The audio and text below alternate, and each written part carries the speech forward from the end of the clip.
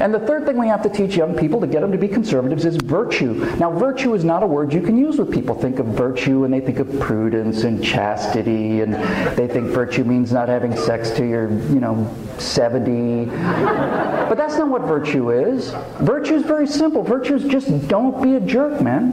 Don't be a jerk. And I don't say jerk when I'm with a younger crowd. I say don't be a jerk.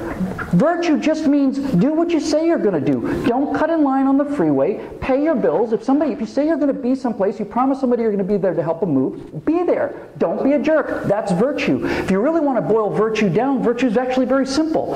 Don't hit anybody and don't take their stuff. How many of you out there are in favor of hitting people and taking their stuff? You too, sir, out in the back, into the black helicopters. But young people will never, ever, ever admit to this because they are fundamentally virtuous kids, believe it or not. They really are. They just don't have an education. So if you just say to them, listen, why is this idea of not being a jerk, of virtue, why is it so important? Because if you're not a jerk, then we can leave you alone. If you're not a jerk, we can leave you alone. If you are a jerk, then we can't leave you alone.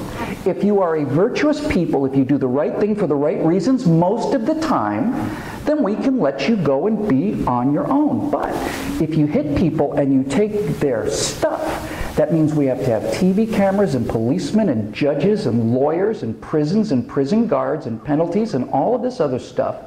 Because now it's our job to stop you from being a jerk, and that's what you get when you get a big state. Does anybody want that? I don't.